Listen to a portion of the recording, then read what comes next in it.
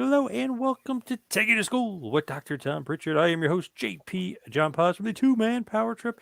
And of course, joining me, the star of the show, the former WWE World Tag Team Champion, 8-time Smoky Mountain Wrestling Tag Team Champion, and one of the greatest trainers ever in the history of the business, the Doctor of Desire himself, Dr. Tom Prichard. Dr. Tom, how you doing today, sir? John, I'm doing great today, as always. Thank you very much. I know we have a lot to talk about, and I had a great weekend watching everything we're going to talk about. Yes, little WrestleMania. What did you think of WrestleMania? Just night one, I guess, really. But what did you think overall of the show? Well, here's what I thought. First of all, the realization that last year we had 2 days of WrestleMania, actually three with the Hall of Fame. The year before that, when was the first time that WrestleMania became 2 nights? Was it last year? Well, technically 2 years ago when they had nobody in the building was two nights too. Okay. So it started So, at 36. right. So it started. Did it start at 8 and go till 12? Is that what it was? 4 hour show? Both nights?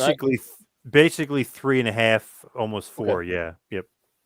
I thought both nights were done Actually, yeah, very, no, very. actually 12. You're right. Both shows did end at 12. Yeah, they were both about 4 hours each.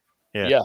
Yeah. But I remember just the times that I did go to WrestleMania, and the one night alone was exhausting for everybody. It's a long night for the crowd, long night for the guys, and now 2 nights, and that's what was hitting me when I started watching the first night. These guys have another night to go. Not the guys on the card, but the crowd, the people. It's going to be in the same place, and I really thought everybody did a hell of a job. I thoroughly enjoyed it. I really did. And Jim says night 2 was better than night 1. Interesting. Did you think that too? Do you think night 2 was better? I don't know that it was better. It was certainly as intriguing for me when Vince got stunned, and you ended the night with Lesnar and Roman Reigns. But I think it's all just a matter of how you're feeling it. And really, Stone Cold for both nights was perfect. I was hoping that they Yeah. would keep him and hold him over, and I knew Steve. I didn't know, but I would suspect Steve would love to fill out um, in the final night with a stunner on Vince or whatever they wanted him to do. I was impressed with Austin going out there and after 19 years taking a Yes. suplex on the floor. Yep. So yeah, man, it's like you can feel those bumps even more these days. I would think, Steve. But great job. And we'll get into that even further, and we'll talk about that horrible stunner that Vince took. Vince always took the stunner What horrible. horrible? Oh, the way he takes the stunner. Oh, it was tremendous. Yeah, it was excellent.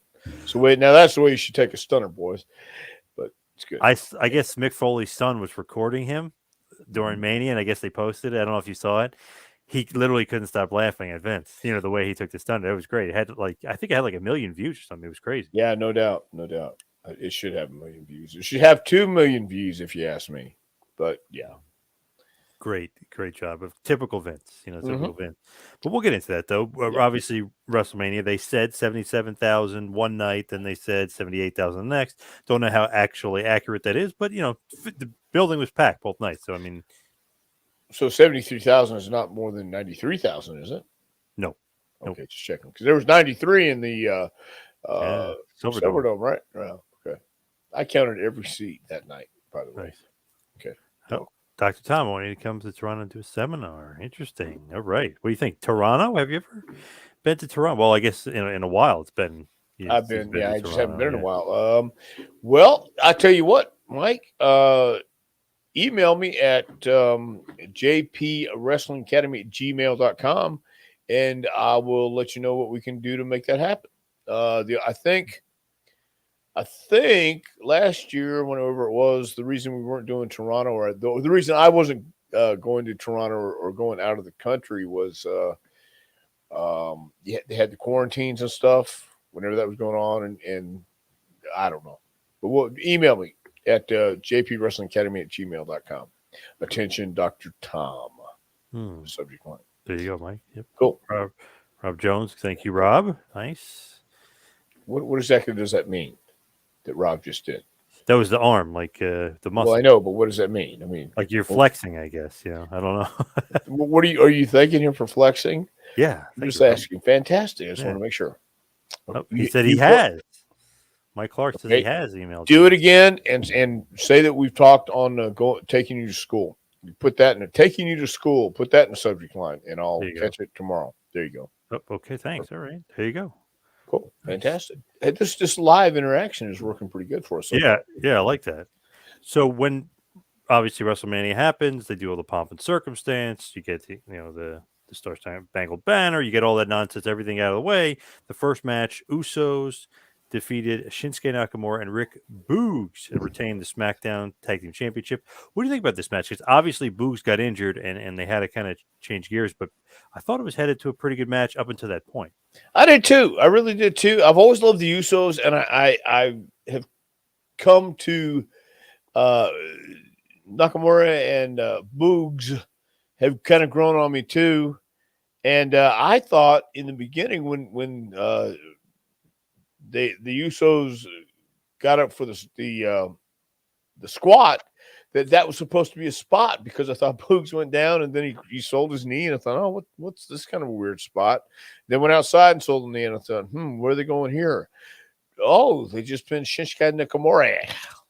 And then I thought, that was kind of flat. I wasn't quite sure. But anyway, I liked all four guys. I really did. And I hate when people get hurt like that because that's what people are going to remember.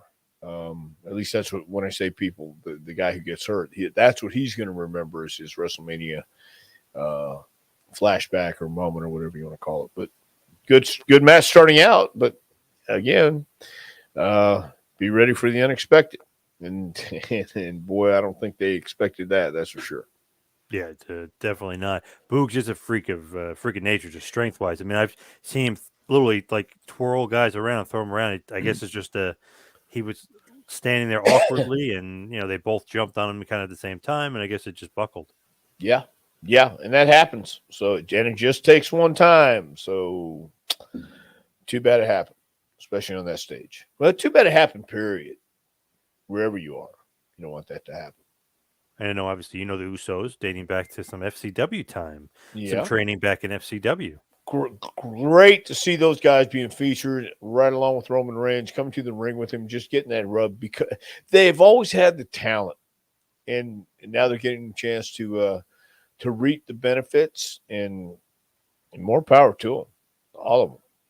And they got another younger brother in NXT. Yeah, talented family, very talented family.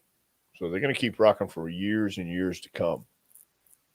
Next up, Drew McIntyre defeats Happy Corbin. What do you think about this one? It actually was better than I thought it was going to be, and the crowd was pretty into it. Corbin is he's pretty over as a heel, Baron, aka Happy Corbin.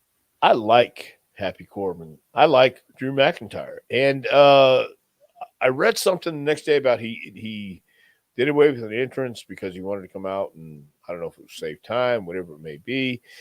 But you're right, Drew didn't need all the extra stuff to stay over, get over, and got a great reaction from the fans.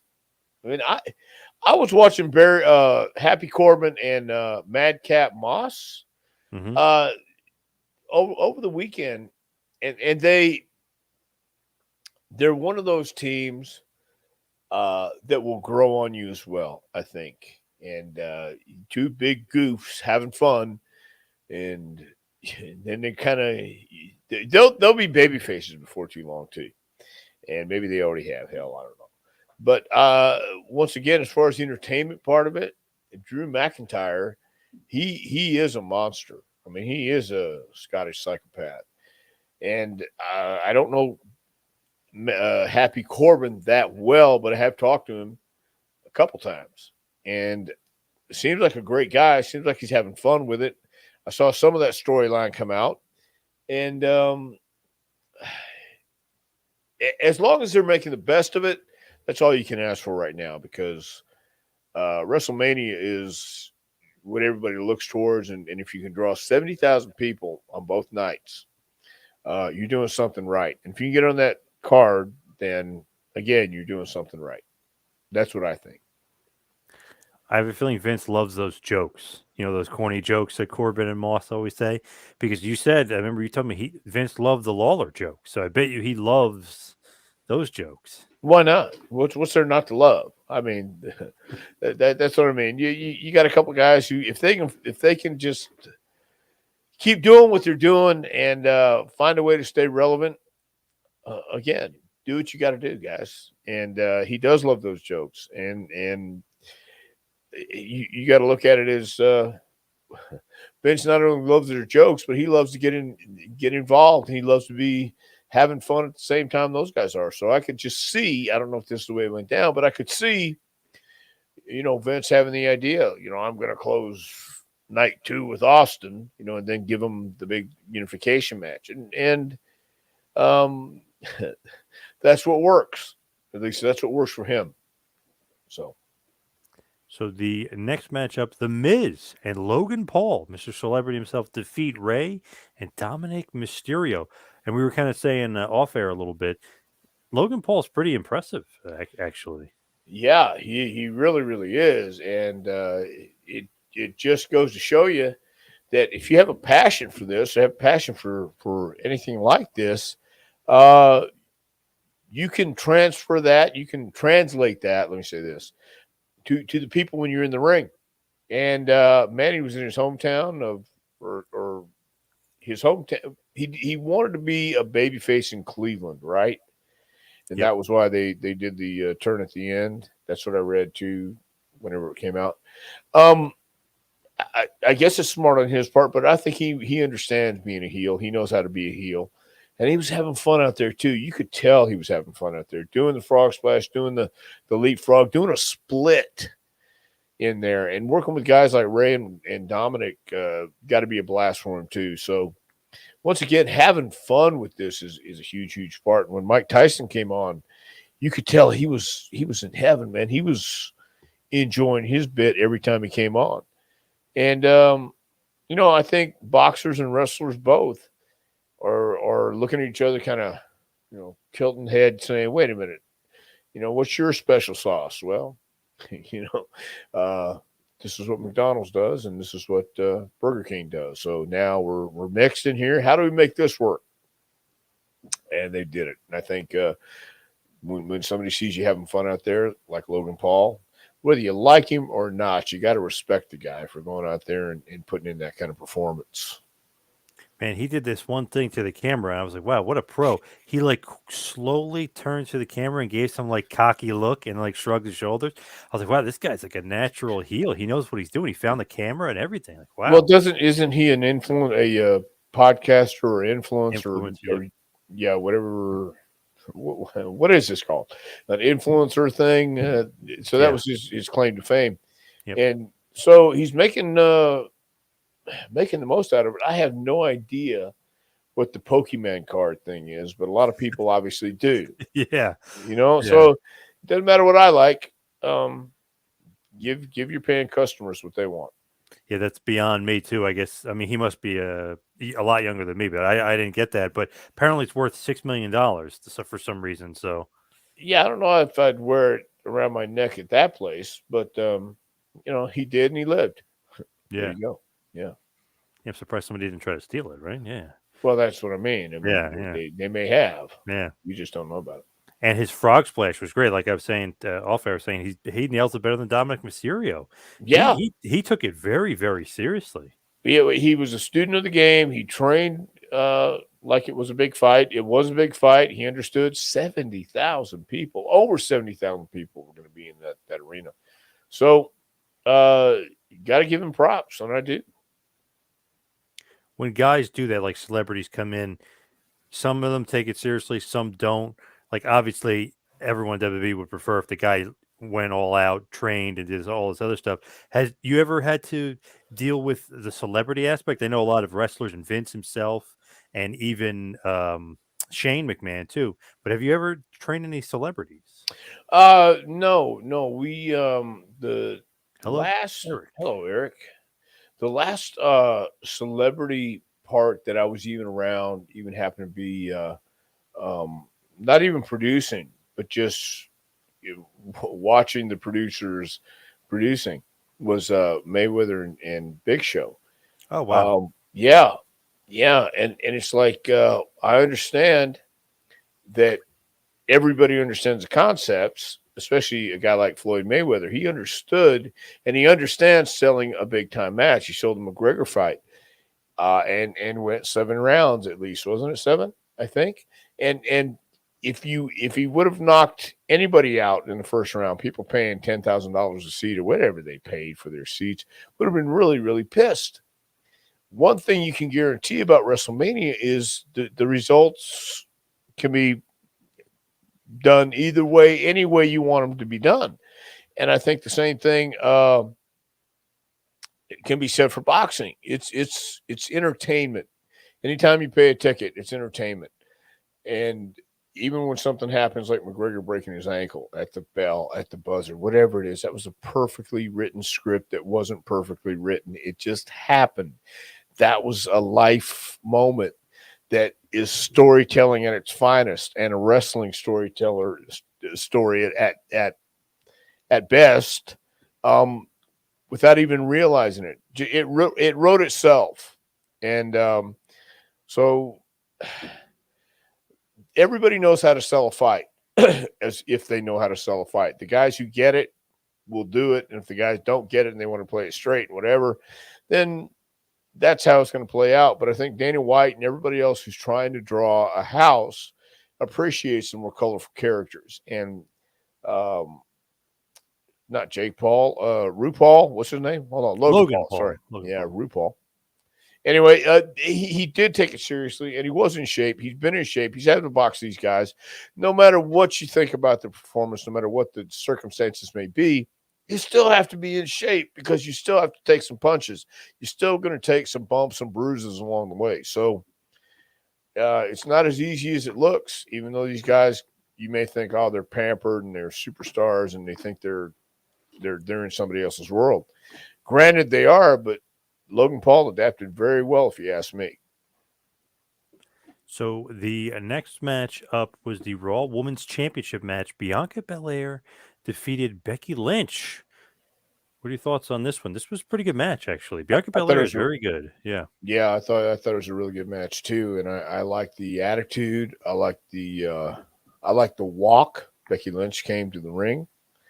Bianca, I think, has always been impressive, and they had a hell of a match. So I think everybody was under the pressure because it was night 1 versus night 2. Not really, but really, who's going to have the better night? And somebody already mentioned night 2 is better than night 1. Some people will disagree and like the first night, but each night had women's matches, right? Where the second night was the tag match, and they worked hard too. So I thought Becky and Bianca obviously wanted to steal the show, and they came pretty damn close. They really did. They told a good story. They worked hard. There was physical, and you could tell they were into it, and so were the fans. Bianca seems like she's a step above everybody, just athletically, especially, the women really in the division. But she seems like she's just clearly more athletic than everybody else. I know Becky's a good worker and everything, but it just seems like she's just a level above everyone. Yeah, Bianca is a tough lady, and you can see that on her face. She's got that nice smile and that look, and at the same time, you can see her physically dominating right now, and she is a great athlete. So it's great to see when somebody succeeds like that, and it's great to see when they're featured and having fun at the same time. So Becky, again, just coming back, working her ass off, and she's another one who's earned respect there. So good for them. Yeah, and they were saying Becky Lynch, I know she was out 18 months for the baby and stuff, but she hadn't lost in like 3 years or something like that. So that was a big win for Bianca Belair. Yeah, and that's the way you do it, man. You come back and pay the favor back and build other stars along the way. I think we're going to see more of that than the selfishness that we've seen in years gone by. But and that could be a huge element that either works great or, deep dives and no recovery. I don't know, man. It's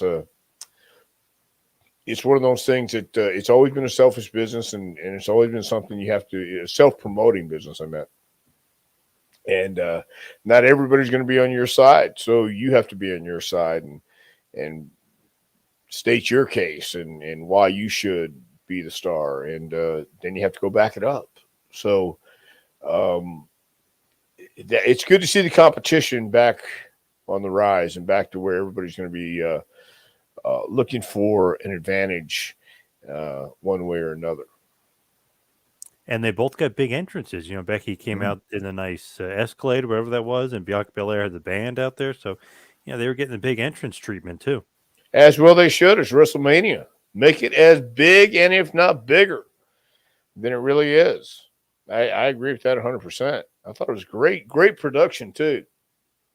Was Bruce busy this weekend, do you think? Was he busy? Yeah. Yeah, he might have been a little busy this weekend. I haven't talked to him. But I would think he would be busy. Yeah.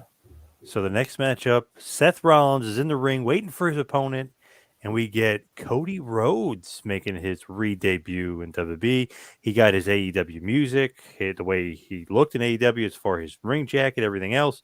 He got the huge entrance. He came up from the ground like he did in AEW. I mean, he was getting the big time. This is a huge star entrance, and he got a huge pop. What do you think about Cody defeating Seth Rollins here in a great match?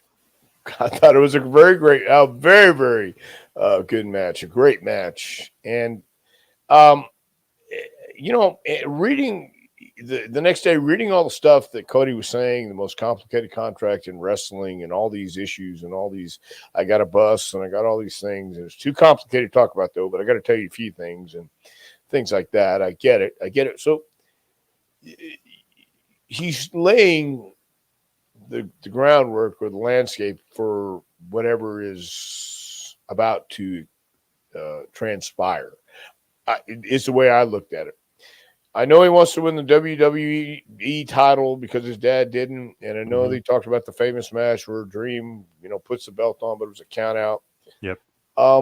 There's your story, and now Dusty Rhodes, the American Dream, one of the top attractions ever in the business, always had a healthy ego. And I'll never forget, he came to, I did a seminar in Charlotte, and he came and stopped by and visited. And I said, would you talk to these guys? Of course he would.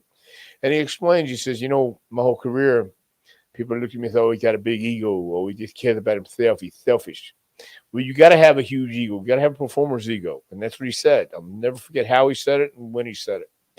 And Cody understands that. And since the time he was 8 years old and he saw these authentic things happening that hit him authentically, and he felt it.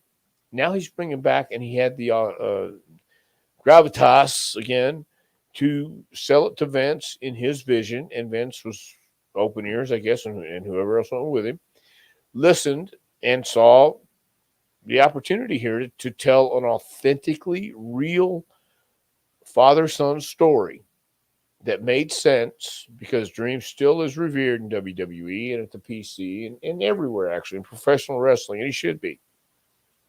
And now his son, the son of a plumber, is now coming back home.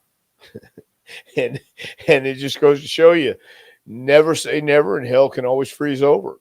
It's we just never know. But I thought the entrance, the introduction, the match, the demeanor, I thought it was a great, I don't know if it's perfectly written, but a damn good storyline that people can relate to and people can understand, because you don't have to remember any lies in this. You feel it and it comes from your heart.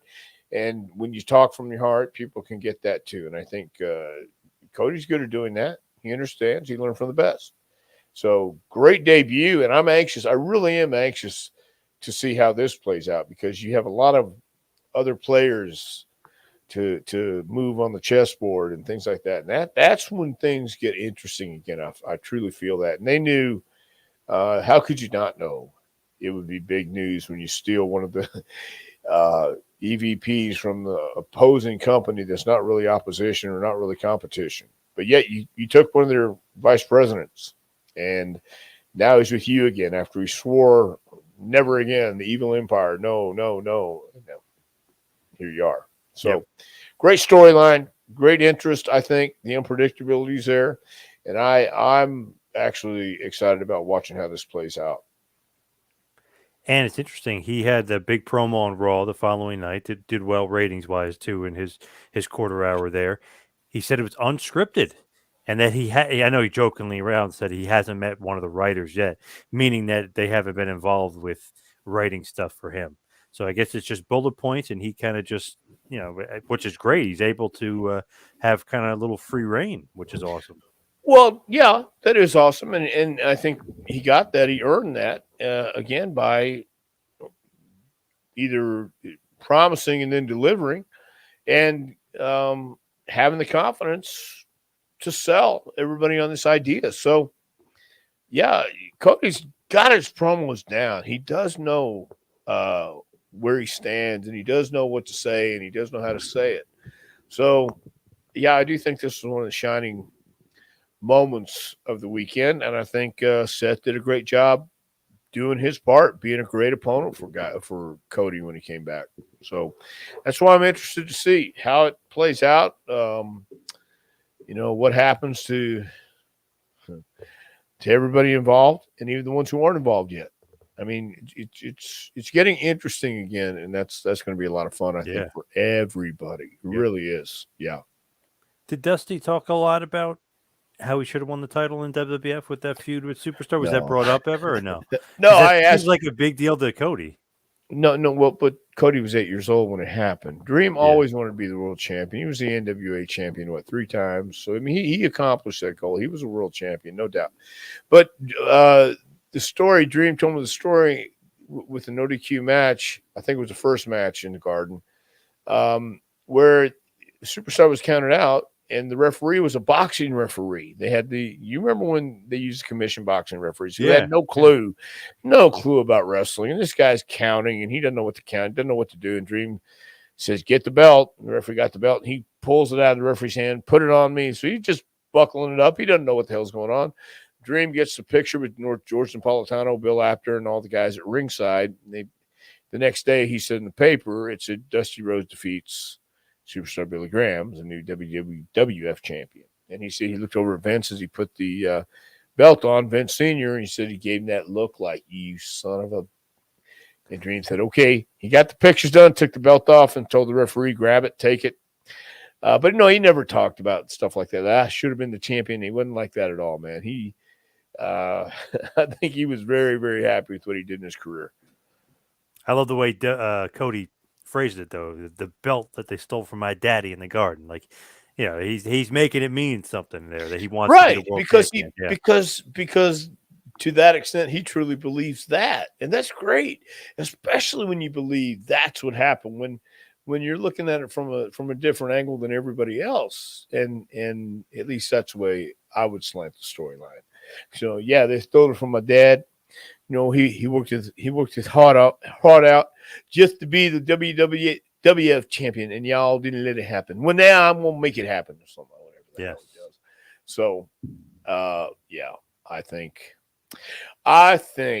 it's going to be some interesting times ahead, especially with the Unified Championship now. See how long that lasts. Are there any bets on that? How long the Unified Championship lasts? No, but I'm sure there will be. Yeah, because they're just going to be like, and the Raw champion and the Smackdown. They'll do that. Well, that's again. what I mean. The last time when Jericho did that, I don't remember how long it lasted, but it was shortly. When you have 2 different networks, I guess I'm not really sure how that works.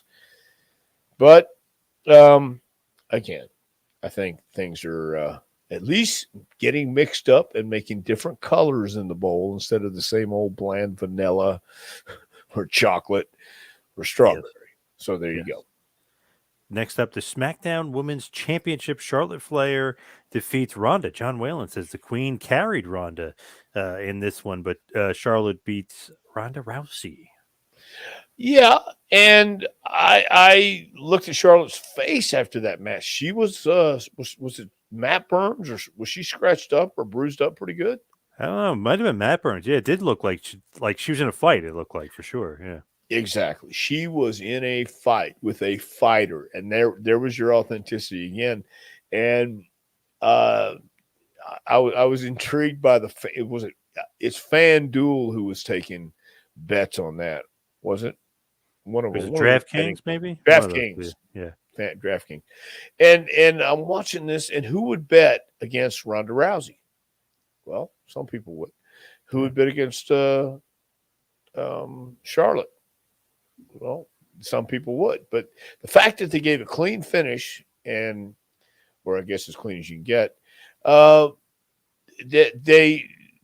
it kept both ladies, I think, standing pretty good. So, yeah, good match. I thought that all the ladies that night had a hell of a night and really put out a hell of a performance. They were saying, I don't know if this is true or not, but there's a rumor out there. It's kind of two different sides of the story, that Ronda Rousey walked out of the Hall of Fame the night before when she found out she wasn't the main event of night one, that she was pissed. Another story came out that isn't true, but that's interesting. But the real main event obviously turned out to be Stone Cold Steve Austin defeating Kevin Owens. And if Austin is wrestling, there's no way he's not the main event. So sorry, Ronda Rousey, you got to move out of the way for Stone Cold Steve Austin's return.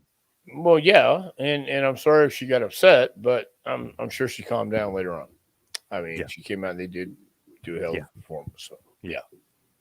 Were you surprised to see Stone Cold wrestling? I was, because they didn't advertise, they didn't promote him as wrestling. Well, I think that's one of those things where you say you never know what's going to happen on WrestleMania weekend, so you don't want to miss it, man. I think that's a great thing to have, where people go, "Oh, damn, I didn't order it. I didn't know he's going to wrestle." Well, see, you don't know, so you might want to make sure you have everything covered. And to go 20 minutes and take a suplex on the floor too, more power to Steve. But I understand when you have something to still prove to yourself. The last match was against The Rock. He was done. His neck is done. he's earned a life of at least taking care of himself. And to work with a guy like Kevin Owens, 20 minutes, and to go out there and just perform a hell of a performance, says a lot about Steve. It still says a lot about how intoxicating the crowd is, and just watching Steve walk the stage and go back and forth. I mean, it's really cool, and it still gives me goosebumps, like the Undertaker's entrance. I used to like to go out in the arena and watch it, listen to it, because that's something, if you never experienced, I'm sorry, because for a wrestling fan, or for someone who loves the game and loves the business, that's cool. When the glass breaks with Steve Austin, man, there's no one else to this day that matches that. So that was very, very cool to see. And I bet you Kevin Owens was ecstatic, no doubt. Man, how lucky is Owens? Think about that. Like, Austin gets to come out of retirement. Punk was begging for it. Cena, I mean, all these guys were begging for years. If you could. Man, Owens is so lucky to be in that spot. And he did. And I'm not an Owens fan. I thought he did great. Yeah. I think he knows he's fortunate to be in that spot and made the best of it.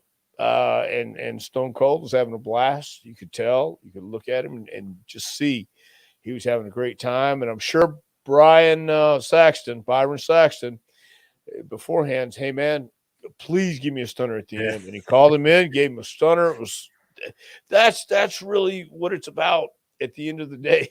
Even though you're going to get a hell of a payday, that's a huge part of it. But man, you get to go in the ring and have fun and in front of 70,000 people.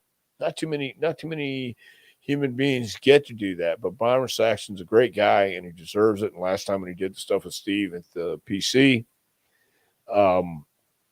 You got to do that part, but now we justify it. Now we go out and do it in front of a hell of a crowd. So I thought it was great for everybody, man. I had a good feeling about it when I watched the first night and went to bed. Got to tell you, I was wondering how they were going to follow it the second night. Yeah, and he had the beer wet bash with the new Stone Cold Steve Austin American Lager, How which about I that? went to a couple liquor stores and they were sold out. So yeah, it might be hard to be getting these. I guess it's getting over. It's getting popular, this beer. Well, he's been over, and I think the Oh beer's yeah, been yeah. popular for a while, man. It's been out for a little Well, bit. the American Lager is new. Oh, Beforehand, lager. Okay. he had the IPA beforehand. So this is a little bit of, I guess, different. I mean, obviously it's different, but just a new flavor of his beer that he's got. You know, he stayed. Stone Cold Steve Austin actually stayed at a place called the Congress Inn in Nashville, Tennessee.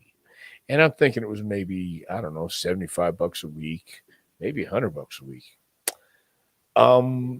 The cockroaches were about same size as Steve sometimes. Yeah. So he had paid his dues. This guy has paid his dues and done everything in the business, and one of the biggest stars, certainly one of the top two biggest stars. I know you have Hogan in there too, but I'm talking about Rock and Austin during that time period in WWE. To be able to translate into the two top money drawers in WWE and big stars on their own, still to this day doing commercials, doing movies, wherever you go. It's good to see when they come out and still appreciate professional wrestling and still have the love for it and still get off on what it is. So that was a lesson for a lot of young guys to see how Austin has never done a moonsault. I get it. I understand. But at the same time, my point is, it's not what you do; it's how you do what you do. Perfect study right there. And you watch Steve; everything he did meant something. Kevin Owens did a hell of a job too. So, yeah, first night was great. Then, how could they top it? Night 2 was pretty good too. RK Bro in the first match defeated Alpha Academy and the Street Profits to retain the Raw Tag Team Championship. I thought this was pretty good. A lot of good spots, a lot of high spots, and the finish was nice. I mean, the crowd went nuts for the finish. Yeah, yeah. Once again, I mean, you have guys who know each other, mesh well together, have great chemistry, and I think it was they were throwing the gauntlet down. So follow that, and they did a great job following it. They did a great job keeping the pace going all night long. So I agree with you, and I'm again talking about having it grow on you. Arcade Bro has grown on me to where I kind of like Randy's porn stash and Riddle's just being Riddle. Yeah. So yeah, I thought it was very good. Next up, Bobby Lashley defeated Omos. A little short and sweet match. Honestly, for what it was, I know people are saying it wasn't that good, but I didn't mind. It wasn't that bad for what it was. And it was just to show that Lashley's basically, a freak. He could suplex the guy, he could spear the guy, and gave him his first loss in over a year. I guess maybe the first loss of his career, really. Right. But I thought it was good for what it was, and it's you get Lashley a nice little, nice little spot on the card where it makes him shine. Right. And I think almost also is about to get a nice place on the card to learn how to shine, learn how to be dominant, and that's part of the process too, especially at a big show like this. Let's have you do a job. Let's see how you do it, and you were going to learn from there. And it's a great opportunity for him. And I think, especially these days, the guys understand it better nowadays, what the building process is, whereas before some guys didn't want to lose right away, and he hasn't lost right away, but he understands you got to lose to know how to win. You got to have different emotions, you got to go through different scenarios, and so it's a learning process, and I am glad to see them put Bobby Lashley in there with guys like that, because I've always liked Bobby Lashley and always thought he was multi-talented. I really did. Then they have the Anything Goes match. Johnny Knoxville defeats Sami Zayn. Match went almost 15 minutes, but I thought it was pretty damn good, very entertaining, and the crowd was loving every minute of it. Yeah, I hate to be a broken record saying the same thing, but it was entertaining, and it was one of those things.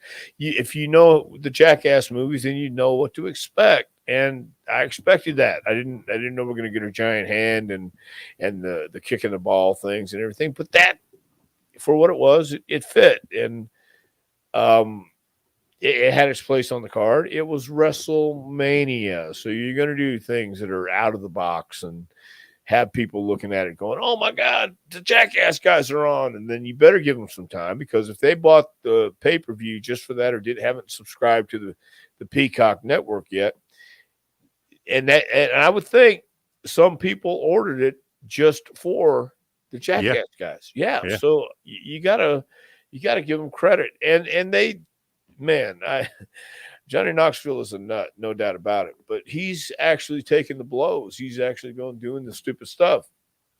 You got to respect him for that. I respect people who do stupid stuff for the sake of art and ridiculousness.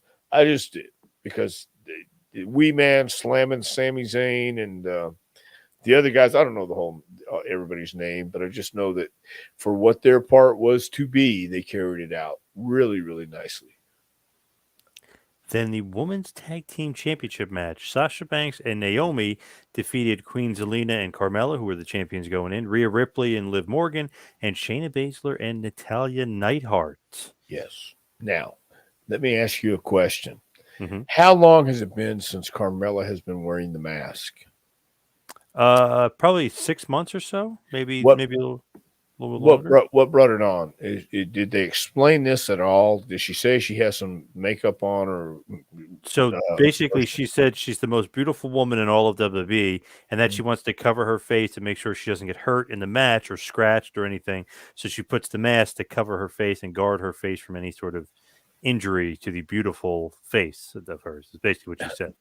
It makes perfect sense to me. That's fine. I haven't seen a masked women's wrestler in a long time. Yeah. And for this day and age to have her, because I was watching with someone who said, who's the chick in the mask? And I had to look, and then I realized, and somebody said Carmella on commentary, and I hadn't seen what brought that up. But it makes perfect sense that she's going to cover her beauty and not get scratched and things like that. That's a way of making something meaningful, and then when you need it, if you need it, it's there if you know how to use it. So that's fantastic. Yep. Yeah. Okay.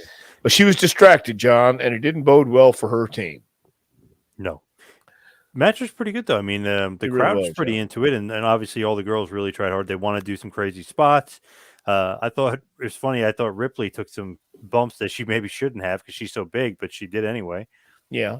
Yeah. But once again, I think on something like that, when you have the women who worked on this and they wanted to make sure they had another spot at WrestleMania next year, knew give and take and understood, hey, we're going to make you look good. I'm going to make you look even better. And the back and forth like that, because I think it's not only a competition about having the best match, but going out there and having a competition with who's going to work together better. And that's always healthy too. And yeah, I got to agree. They had a great match, and that's hard to pull off.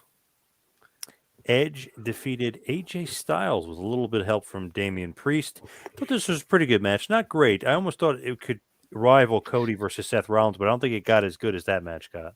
Yeah, I don't know the build-up there either, but you did see AJ bleeding as he came down the ring, right? Came down the ramp. Yeah, the pyro got him, yeah. Yeah, they said it was the sharp edge of the star on the stage, where you said Duck, he got cut before he came down, and it wasn't pyro necessarily. It was just the okay. the stage. Oh, I thought it might have been the pyro. Okay. Yeah. Well, but once again, they're going to have the match they're going to have, and it was nothing more than or less than spectacular because they know how to work. I loved Edge's entrance, and I love the fact that these guys go out and they give you a different kind of match. The ending, Damian Priest, I think it would be it's going to be interesting to see how Edge and guys like Damian Priest, because they're both about the same height, and he Mhm. gets guys his size as his clique or his crew. It's going to be very interesting to see how they can, roll the dice out like this and uh, put everybody where they need to be in Edge's new crew or whatever he's going to be calling it. So that was cool to see. AJ Styles never disappoints, and but you're right. I don't know if it was that much of a featured match. I saw the highlights. I saw what they showed where the concerto came in, and Edge had been obviously a complete asshole. So, Yeah. but once again, you had two guys that knew how to work and could pull it off. Sheamus and Ridge Holland with Butch in their corner defeated the New Day of Kofi Kingston and Xavier Woods. This was actually a makeup because it was supposed to be on night one.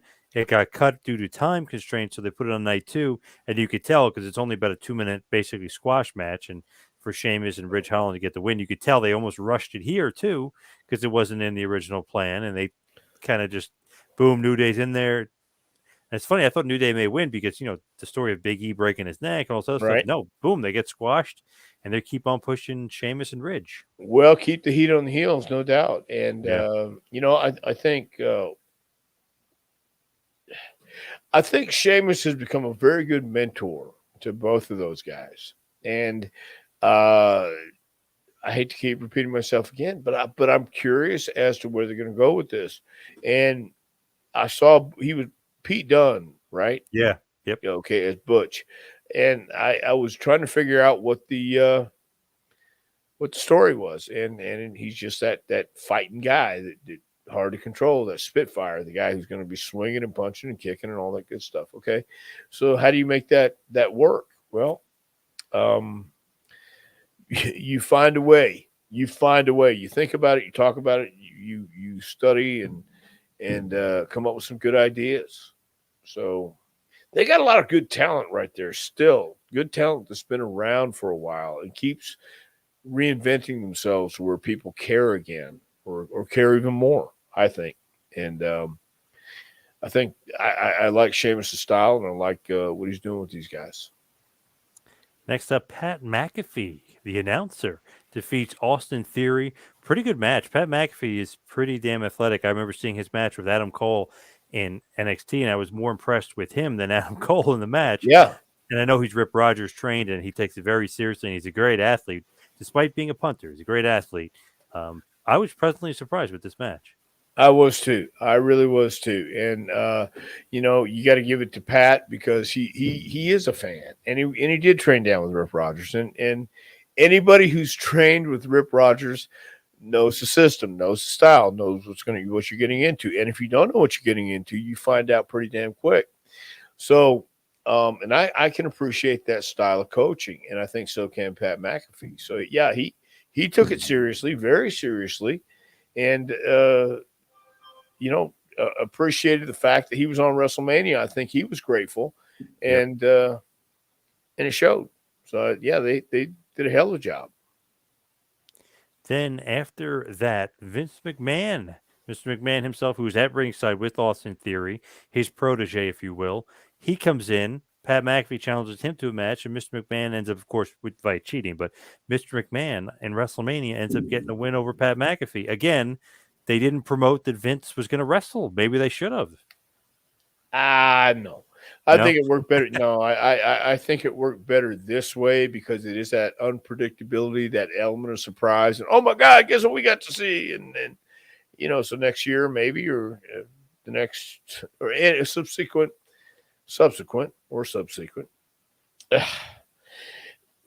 WrestleMania is in the future. How's this? Where people want to get it because you don't know what's going to happen. You're putting some more unpredictability into it instead of, this is going to happen. Oh God, it's so boring.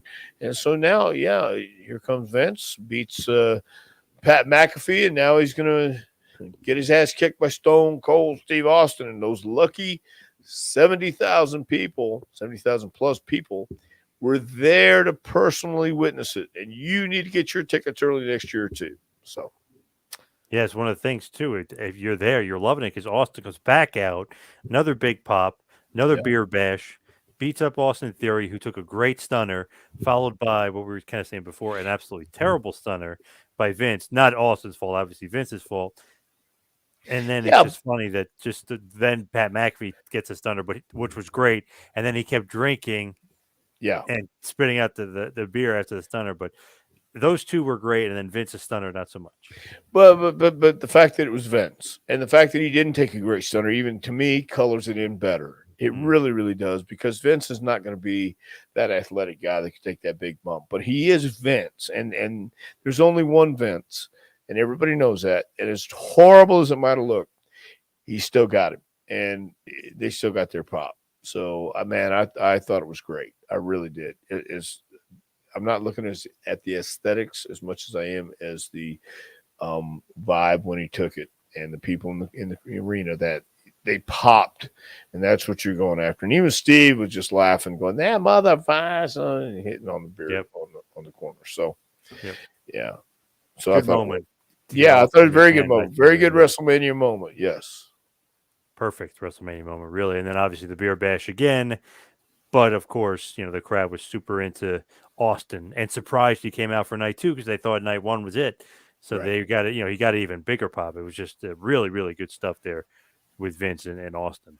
Yeah, it made sense to stay over for a weekend in Dallas. I mean, you're back home, you're back where you started, and then you come in, you get to be a big star, and you get to stun Vince McMahon at the end of the night. Yeah, can't lose, man. And again, I still think Steve has a passion for the business, and he loves and appreciates the approach that it took, because he's from the old school too, but he understands yesterday it ain't yesterday no more, and he understands that. But if you bring a bit of nostalgia with you, by God, bring it with somebody who can do it and do it right. And I think Steve's the guy. Do you like the fact that they don't announce stuff and there's going to be surprises? Like you were Yes. saying, that's good for next year. Is that good for this year, though? The people on Peacock? Yes. I truly do, because it gives you something extra and you're not expecting it. And then when you see it, you're going, "Oh my God, this is great." And you're getting that extra. I truly love that stuff, man. I love when you go somewhere and you get an added surprise. You know, you never know what you're going to get at WrestleMania. And as they say, we put smiles on people's faces. Not every people's face. No, I don't get that wrong. But that's the goal, is to go out, and when you come and see a show, man, they under average, or what is it? Under promise and over deliver. Yep. So I think that's the thing you don't always do intentionally, but sometimes that is the intent. And I think with Vince, beating Pat McAfee, and then all of a sudden here comes Austin and say, "Oh no, you're still getting your ass kicked." I mean, yeah, why wouldn't you pop? I mean, just giving you something, some cherries on top and whipped cream. Yeah, very true. Because Mm. you got obviously Austin wrestling. You didn't know that going in. Vince wrestling, you didn't know that going in. And you didn't know who Seth Rollins' mystery partner or opponent was, and it ended up being Cody. So, that's three pretty big surprises there. Yes, and I think WrestleMania should strive to do that every year, is to again under promise and over deliver, man. Just have people walking away going, "Oh my God, it was so great!" And let me tell you why: because you didn't know who was coming out next, and you didn't know what was going to happen. Even though you were sure, you really weren't sure by the end of the night. So anything could happen. That's the cool thing about it, I think. And then, of course, the main event of the evening for the WWE and Universal Championship in a unification match in a winner-take-all, biggest match of all time, the biggest match ever in the history of WrestleMania. Roman Reigns defeats Brock Lesnar. I liked this match. I thought it was good. I almost thought it could have been a little longer and a little bit bloodier, because if you remember the build-up, they're at MSG and Lesnar's bleeding and Lesnar promises blood for Reigns. So I thought there was going to be some blood involved, which there wasn't. But still a good match. I liked it. Right. So, did I hear or read this where they said Roman might have actually dislocated his shoulder or pulled something out, or I either read that or somebody told me that. Yeah, that's what I read online. But he was able to raise his arm at the end, which made me kind of think like maybe he was just working. It wasn't really Maybe so. dislocated. That's what I thought originally too when someone said that. So, yeah, I thought it was a little flat at the end too, or yeah, maybe not flat, but at least could have had a couple more shotgun steps in there. Yeah, I thought it was gonna be a little longer. Yeah. Yeah. So either way, though, again, it was Lesnar and Roman Reigns, and And he beat him very straight up. There wasn't yeah, really much controversy there. no Yeah. controversy. Just the fact that he lost at WrestleMania, and not very controversial. It's just the fact that on that night, the tribal chief was victorious, and it made sense. It really did. And I thought, again, the people who had been there both nights had to be exhausted, but had just had their fill Yep. of some of the greatest matches for this era. So I thought overall WrestleMania was definitely a success. Certainly at the box office, but as far as performances too, everybody turned in a hell of a match, hell of a performance. Did you like night one better or night two? Well, I don't know if I'm leaning one way or the other, but if I was going to have to pick, I thought, let's say, I would say just due to the aura of the greatest match ever and the greatest WrestleMania ever, and Roman Reigns versus Brock Lesnar is the end all be all, which that's not true. We're going to have the same thing happen again and again and again. But I thought night two capped it off very well, and just the fact that Austin got to stun Vince, and it was such a horrible stunner that people were making fun of it and having a good time with it, knowing all the while Vince doesn't really care as long as you're talking about it. Yep. So that was cool, and I like to see it a send off like that. So and the main event with Lesnar and Reigns, they as short as it might have gone, and it could have gone a few notes longer, but they got the story across, they got the point across. Roman Reigns is the universal champion, right? Or they're calling unified. I think unified WWE and Universal Champion, something like that. Something like that. So there's your period. And I didn't see Monday night. I heard about Cody's promo. Yep. But now they're working towards next year and along the way, what's going to happen. Yep. That's the intrigue for me. And I think that's the intrigue for a lot of fans watching right now. So would you grade the show overall? Like A, B? What would you say? Yeah, I would certainly give it an A, maybe even an A+. Wow. Yeah, seriously. I mean, it's... I haven't talked to anybody who said it was a horrible show. No. So definitely an A. Certainly an A. They did a great job, in my opinion. All right, let's talk about your book, A Pro Wrestling Curriculum Advice, Suggestions, and Stories to help the aspiring pro get to the next level. Dr. Tom, where can they get this awesome book? You can get that awesome book at our website at jpwrestlingacademy.com or yes, .com. jpwrestlingacademy.com. Just click on the box. It'll take you to, I believe, Amazon, and you can order. You can also order it PayPal. And I can get you a signed copy for $25. And just email me at jpwrestlingacademy@gmail.com, and I can send you the information there as well. Also, you can follow me on Twitter and Instagram at 2Man Power Trip. Check out the website, tmptempire.com. You can follow Dr. Tom at Dr. Tom Prichard on Twitter. Dr. Tom also on Pro Wrestling Tees. You go to his store or the JPWA store, prowrestlingtees.com. Dr. Tom, what else you got going on? Anything good?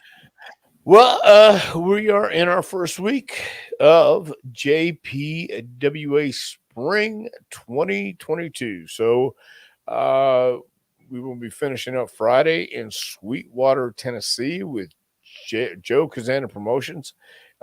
This new class of 11 people, I believe, are going to get to come and watch some good East Tennessee wrestling on Friday night in Sweetwater and get a taste for what's around here and have some fun along the way. So that's what's going on this week. But hopefully we'll have some news as we come along with things that are happening, taking place, and some changes, some new things, and interesting people hoping to stop by.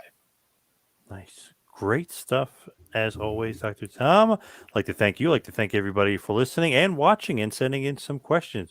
We'll see you right back here next week for a little Taking to School with Dr. Tom Prichard. We'll see you next week, folks.